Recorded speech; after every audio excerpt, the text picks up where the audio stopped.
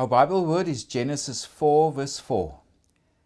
Abel also brought of the firstborn of his flock and of their fat, and the Lord respected Abel and his offering. So this is a story of Cain and Abel, the sons of Adam and Eve. And let's first look at the overall narrative of Genesis and how this fits in with a bigger picture. If we go to the beginning of Genesis, that's where God creates order from disorder. So we can say the creation of order. And from Genesis 1 to 2, God creates order from chaos. And then from chapter 2 verses 4 to verse 24, it speaks of Adam and Eve's priestly role in a sacred space. That's where they enjoy a protected and blessed or intimate relationship with God. So that's where God created order. But then there was descent into chaos. If we go to the rest of chapter 2 to chapter 3 verses 24, it's about the temptation and exile. This is where the first sin was committed. Adam and Eve's disobedience to God. So that's where things started going wrong. And from order, or the creation being in a state of order, it started descending into a state of chaos. But chaos increased because if you go to chapter 4, that's where Adam and Eve, they live now in exile. They were kicked out of the Garden of Eden. But this is also where we encounter the first murder. So there was the first sin, disobedience, and now it just becomes worse because now we encounter the first murder, where Cain murdered his brother Abel. And then if we go to Genesis 5 to 8, God speaks of the great wickedness of mankind. And this is about Noah and the flood, where God wants to get rid of all this wickedness on the earth. And then from Genesis 9 to 12 onwards, it's about a new beginning, where God wants to, things went wrong, so now let's start over. And he starts over with Noah and his family. And there was also a righteous line of descent from Noah, going all the way to Abram and Isaac and Jacob. So it's about making a new beginning. So it's creation of order that God did initially. Then there was a descent into chaos. That's where the story of Cain and Abel becomes relevant, because that's the first murder and a new beginning. And if we look at that descent into chaos, God accepted Abel's offering because we presume he did it in a state of righteousness. We can go read there in Hebrews 11 verses 4 that he was a righteous person. He was also the first righteous martyr. But of course his brother Cain wasn't happy that God didn't accept his sacrifice. But then God also addressed him in verse 7, if you do well, will you not be accepted?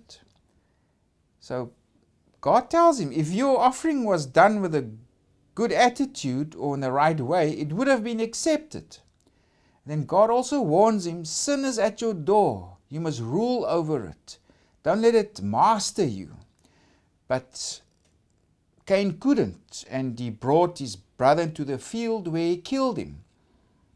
And of course, God then banished him from the land, and Cain was also scared now people will kill him. But then the Lord also told him, no, I will protect you. If we go to verse 15, and the Lord said to him, therefore whoever kills Cain, vengeance shall be taken on him sevenfold.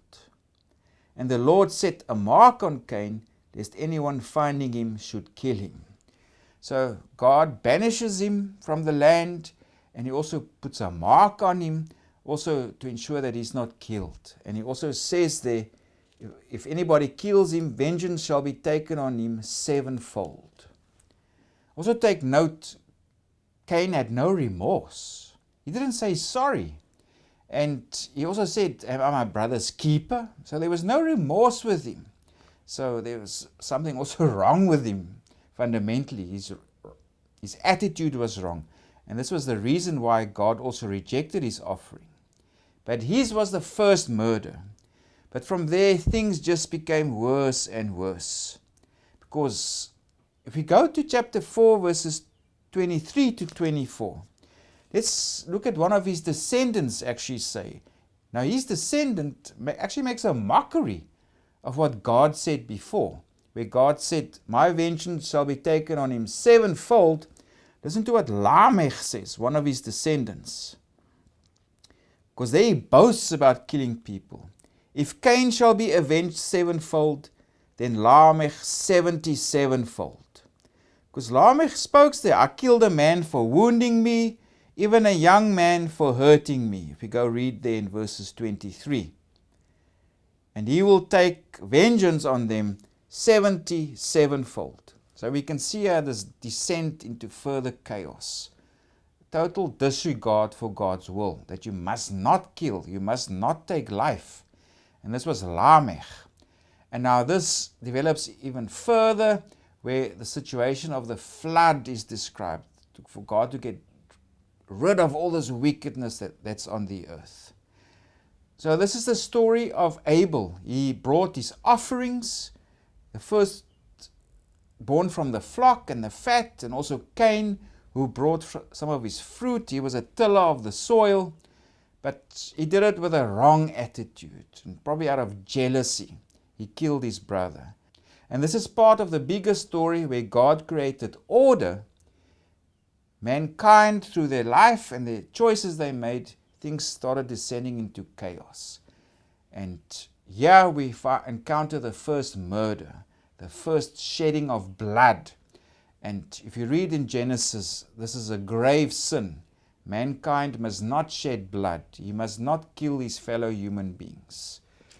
But for us, the focus is on Abel and his offering, that he brought it out of a good heart. If you go read the Hebrews 11 verses 4, it refers to Abel as a righteous person.